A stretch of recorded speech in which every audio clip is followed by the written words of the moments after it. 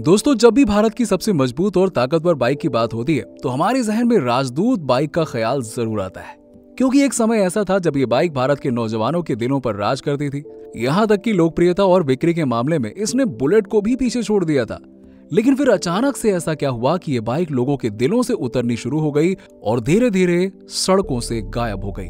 आज हम इसी के बारे में बात करेंगे और बताएंगे आपको राजदूत बाइक के फर्श से अर्श तक और फिर अर्श से फर्श तक की रोमांचक कहानी। तो अपनी कुर्सी की पेटी बांध लीजिए और अगले कुछ मिनट तक बने रहिए हमारे साथ। राजदूत के सफर की शुरुआत।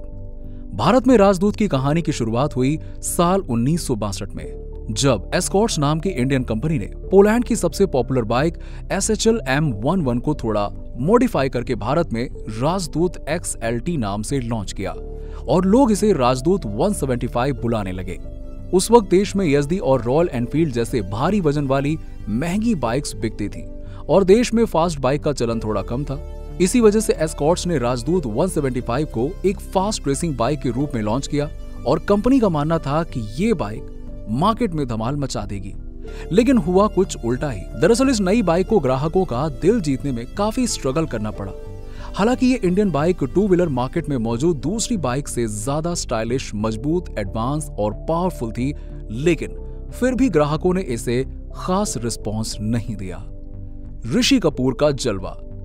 दोस्तों, फिर आता है साल 1973, जिसमें राजदूत बाइक की किस्मत पूरी तरह से बदलने वाली थी। दरअसल इस साल ऋषि कपूर की लोकप्रिय फिल्म बॉबी रिलीज हुई, जिसमें वो राजदूत बाइक चलाते हुए नजर आए थे और इत्तेफाक से ये फिल्म बॉक्स ऑफिस पर ब्लॉकबस्टर साबित हुई और इसने राजदूत को इतनी लोकप्रियता दिलवा दी कि लोगों ने राजदूत बाइक को खरीदना शुरू कर दिया और देखते ही देखते इंडिया में इस बाइक की डिमांड काफी तेजी से बढ़ने लगी। उस समय हर नौजवान सड़क पर ऋषि कपूर की स्टाइल में राजदूत बाइक को दौड़ाने की ख्वाहिश रखता था। साथ ही साथ इस फिल्म में राजदूत बाइक की ऑफ रोडिंग कैपेबिलिटी भी दिख चुकी थी और देश के कई हिस्सों की सड़कें खराब थी। इसी वजह से इस बाइक की बिक्री और ज्यादा बढ़ गई। लेकिन वो कहते हैं ना कि वक्त अच्छा हो या बुरा, बदलता जरूर है।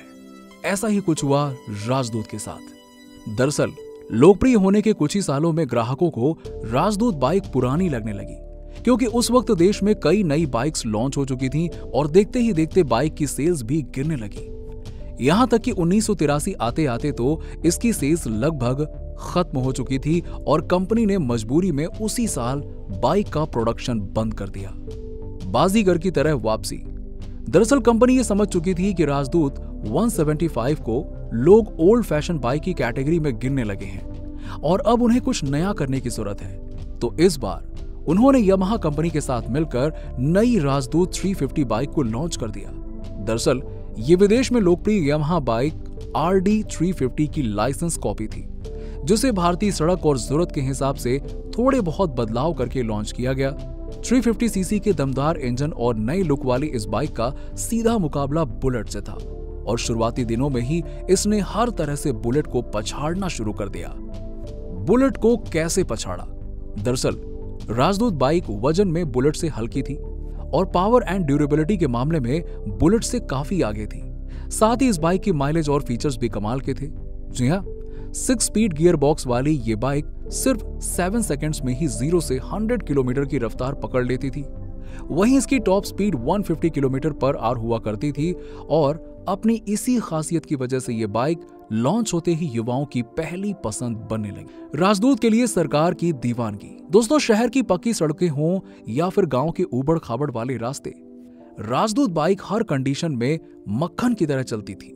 साथ ही 350 सीसी के सेगमेंट की दूसरी बाइक्स की तुलना में भी इसकी पेट्रोल की खपत काफी कम हुआ करती थी, जिस वजह से भारत सरकार ने अपने एग्रीकल्चरल डिपार्टमेंट के कर्मचारियों और ऑफिसर्स को देने के लिए राजदूत बाइक को ही चुना, ताकि वो कच्चे रास्तों से गुजरते हुए आसानी से दूर के गांव तक पहुंच सकें। इसके अलावा दूध का काम करने वाले लोग भी इस बाइक पर अपने कई केन बांधकर गलियों में घूमा करते थे। इसी तरह 80 से 90 के दशक के बीच में एक बार फिर से राजदूत ने काफी नाम कमाया। लेकिन फिर ऐसा तो क्या हुआ कि कंपनी को इस बाइक को बंद करना पड़ा? आइए जानते हैं राजदूत बाइक के डूबने की कहानी। दोस्तों, 90 के दशक में भारत में कम सीसी वाली बाइक्स जैसे कि Yamaha RX 100 hero Honda CD100 और सुजुकी AX100 जैसी बाइक्स का चलन शुरू हुआ, क्योंकि ये बाइक्स वजन में काफी हल्की होने के साथ ही साथ माइलेज भी काफी देती थी। साथ ही इन बाइक्स की कीमत भी काफी किफायती हुआ करती। दूसरी ओर राजदूत ने अपनी बाइक्स में कोई बदलाव नहीं किया था, जिस वजह से वो पुरानी और ओल्ड स्टाइल की लगने लगी। इसके अलावा राजदूत बाइक के पार्ट्स और सर्विस भी महंगी हुआ करती थी, जिस वजह से मिडिल क्लास के लोगों के लिए इसे मैनेज करना काफी मुश्किल होने लगा और लोगों ने सस्ती 100cc की बाइक की ओर अपना रुख मोड़ना शुरू कर दिया, जिस वजह से 1990 के आसपास सड़कों से एक बार फिर से राजदूत गायब होने लगी। समय के साथ नई राजदूत बाइक की सेल्स काफी गिरने लगी और जब सेल्स बिल्कुल ना के बराबर हो गई, तब कंपनी ने इसका प्रोडक्शन हमेशा के लिए बंद कर दिया। साथियों, भले ही भारतीय मार्केट से इस बाइक का नामो निशान मिट चुका हो, लेकिन आज भी ये बाइक देश के लाखों लोगों के यादों में बसती है, दिलों में बसती है और पुरानी बाइक्स का शौक रखने वाले ग्राहकों में आज भी इसकी काफी डिमांड है। आपको राजदूत बाइक के राइज और फॉल की स्टोरी कैसी लगी और क्या आपने कभी राजदूत चलाई है? कमेंट सेक्शन में कमेंट करके बताइए और वीडियो पसंद आई हो तो इसे लाइक करें, शेयर करें। साथ ही साथ हमारे चैनल हिंदी ऑटो न्यूज को सब्सक्राइब करके वो पास वाले घंटे को जरूर दबा दीजिएगा। धन्यवाद।